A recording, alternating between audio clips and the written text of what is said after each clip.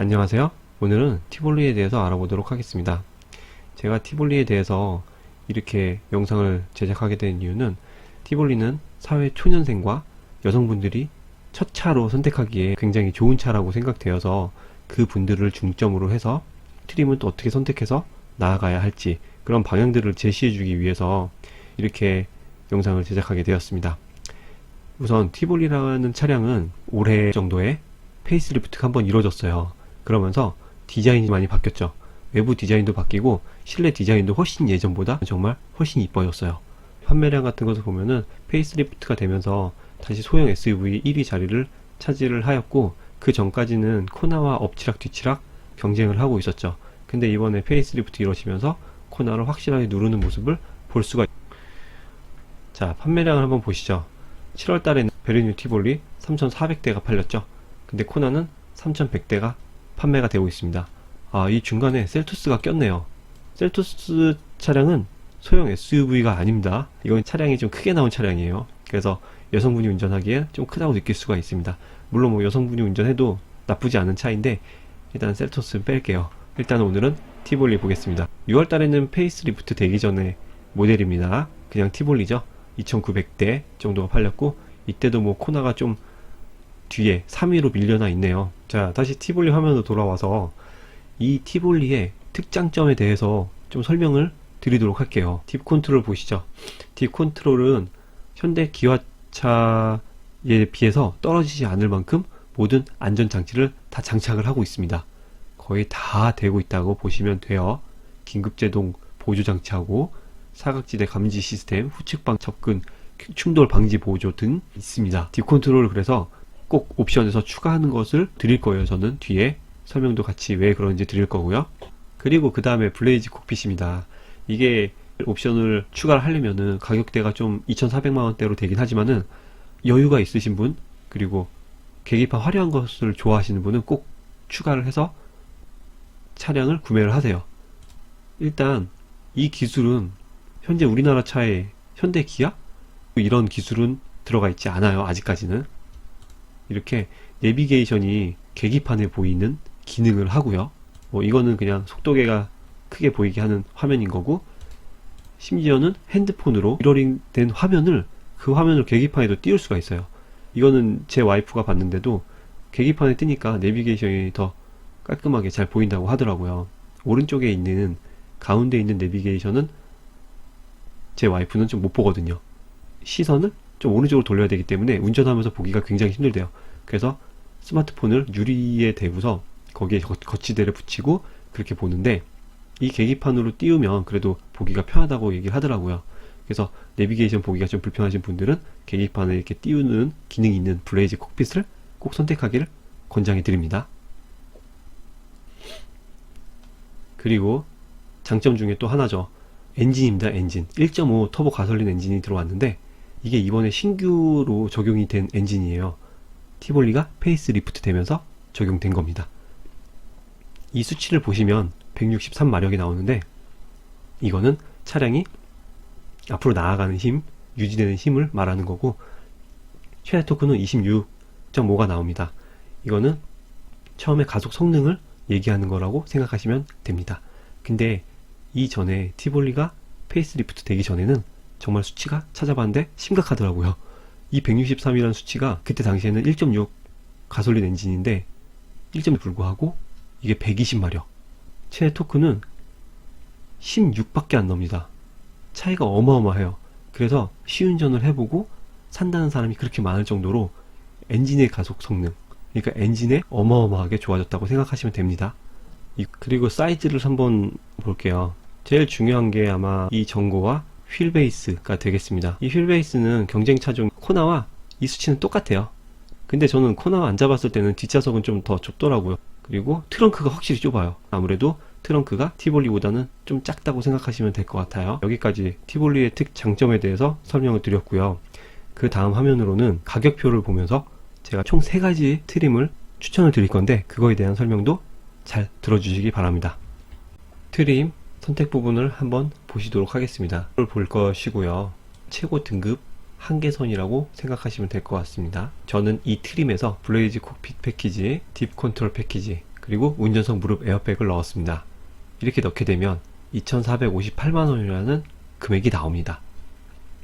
이렇게 사시는 이유는 블레이즈 코피 패키지를 해서 내비게이션을 계기판에 편하게 보실 수 있는 그런 패키지라고 생각을 하시면 되고, 좀 여유가 있는 분을 위한 금액입니다. 가격은 그렇게 싼 가격은 아니에요. 소형 SUV를 사면서 이 정도 가격은 싼 게 아닙니다. 블레이즈 코피 패키지라는 것 때문에 가격이 이렇게 올라가는 것이죠. 이것에 대한 만족감을 느끼고 싶으신 분들을 위해 선택을 해봤어요. 그리고 딥 컨트롤 패키지 2를 넣은 이유는 되면은 50만원을 할인을 하게 돼요. 그럼 실질적으로 35만원에 사게 되는 것이죠. 그래서 꼭 넣어드렸고, 그리고 두 번째는 스마트 미러링 패키지 옵션이요. 이거 9인치 내비게이션 패키지는 없어요. 내비게이션 믿지 마시고 핸드폰으로 연결되는 내비게이션을 믿으세요. 이 비싸죠. 60만원이나 비싼데 싼 그냥 스마트 미러링 패키지 해서 후방 카메라도 또 누르시고, 그리고 시트 패키지도 하면 좋겠죠. 통풍 시트 패키지, 딥 컨트롤 패키지, 이거 안전 문제 때문에 꼭 넣으시고요. 이것도 안전 문제로 운전석 무릎 에어백은 꼭 넣으시고, 이렇게 한 단계 아래로 구매를 하시게 되면 블레이즈 코피 패키지가 필요 없으신 분들을 위한 트림입니다. 이렇게 하시면 5만원이 나오게 되죠. 가격이 이 정도 되면 좀 합리적입니다. 더 싼 가격을 트림을 추천을 드려볼까요? V1으로 가서, 이거는 통풍 시트가 필요 없다 라고 생각하시는 분들께 적합한 옵션입니다. 적합한 트림이죠. 9인치 내비게이션 넣으시고, 넣는 게 아니지, 이건 빼고 스마트 미러링 패키지 하세요. 히팅 시트하고 열선 스티어링이 같이 들어갑니다. 자, 여기까지 넣게 되면은 1993만원이 나오는데, 이 가격은 세컨카로도 구매가 가능한 가격인 것 같습니다. 정말 매력적인 가격인 것 같아요. 이 정도 가격이면. 자, 그 다음으로는 티볼리 보험료에 대한 팁과 금액이 어느 정도 비가 나올지 예상 금액을 뽑아 드릴게요. 보통 처음에 차를 사시게 되면 만으로 나이가 20대 중반이 많겠, 이렇게 되면 사서 보험을 든다고 하면 120만원 될 거예요. 첫 보험료는. 만 26세가 돼야 좀 할인이 이루어지는 부분이 있어요. 한 20% 정도가 되죠. 그래서 만 나이 26세가 되면 100만원 정도로 가입할 수가 있고, 또 30세가 되면 할인이 이루어지기 때문에 이때도 한 83, 여기에 나온 기준은 처음에 가입했을 때 기준, 그리고 만 32세는 70만원 정도에 시작을 한다고 보면 되겠죠. 근데 이것을 보통 가족 단위, 따님들이라면은 아버지 명의로 사는 게 굉장히 유리하겠죠.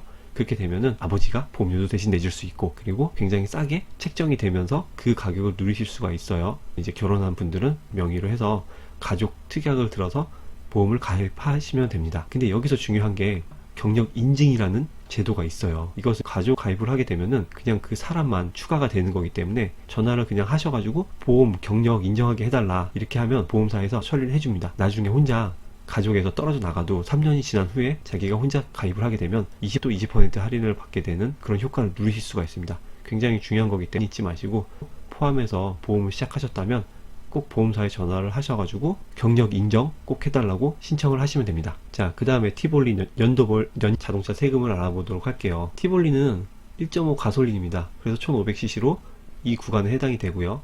처음에는 27만 3천원을 내게 되고, 그 다음부터는 조금씩 할인되는 걸 볼 수가 있죠. 근데 2000cc 차는 52만원, 거의 2배꼴이 나오죠. 1500cc는 좀 저렴하게 세금이 나온다고 보시면 되겠습니다. 1월에 연납으로 미리 내시면은 10%를 할인을 받으니까 그렇게 이용을 하시는 것도 저렴하게 세금을 내는 방법이 티볼리 예상 주유비 알아보도록 하겠습니다. 가솔린 1리터당 1,500원 기준으로 볼게요. 복합 연비가 11.4km가 나온, 그래서 1년 주행거리 10,000km로 봤을 때 1년 주유비 130만원 정도가 나옵니다. 주행거리가 좀 짧은 분들은 뭐 이렇게 티볼리 같은 걸 사서 끌어도 이렇게 주유비가 많이 나오진 않죠. 근데 2만 km가 넘어가게 되면은 좀 부담이 되게 됩니다. 이때는 하이브리드로 가는 게 나을 수 있어요. 여기까지 티볼리의 예상 유지비 부분 알아봤습니다. 여기까지 보시느라 수고가 정말 많으셨습니다. 이제 마지막 부분이에요. 티볼리의 전반적인 리뷰를 여기서 마치고요. 혹시나 티볼리를 사시면서 첫 차 구매하실 수가 있잖아요. 썬팅이나 블랙박스 궁금하신 분들은 제 채널에 썬팅, 블랙박스 소개하는 부분들이 있는데 그 부분을 한번 봐보시고요. 차량을 구매하는 데 있어서 궁금한 것들이 있으신 분들이 있을 수도 있잖아요. 그런 분들은 저에게 메일로 보내셔도 제가 개인적으로 답장을 성심성의껏 드릴게요. 여기까지 보셨다는 것은 정말 이 차량에 대해서 관심이 많아서 끝까지 보신 거잖아요. 그래서 제가 메일을, 이 멘트도 지금 여기까지 보셨으니까 지금 들으실 수가 있는 거죠. 그래서 메일을 저한테 보내주시면 동영상 설명란에 제가 메일 주소를 적을 테니까 거기에 부담 없이 보내주시기 바랍니다. 자, 마지막으로 전시 차량 못 보신 분들 뭐 있으실 수도 있으니까 전시 차량 그 영상 내보낼 거고요. 그리고 그 다음으로 블레이즈 콕 설정되는 화면 살짝 보여드리면서 이 영상 전체적으로 마치도록 하겠습니다.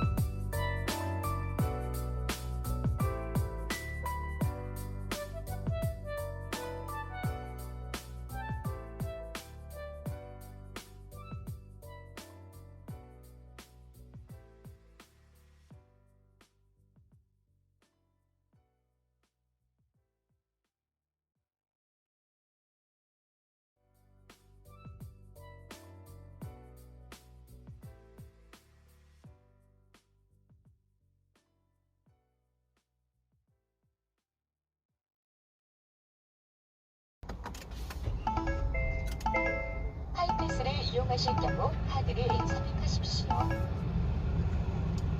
드라이브 모드가 아니 요거 누르면은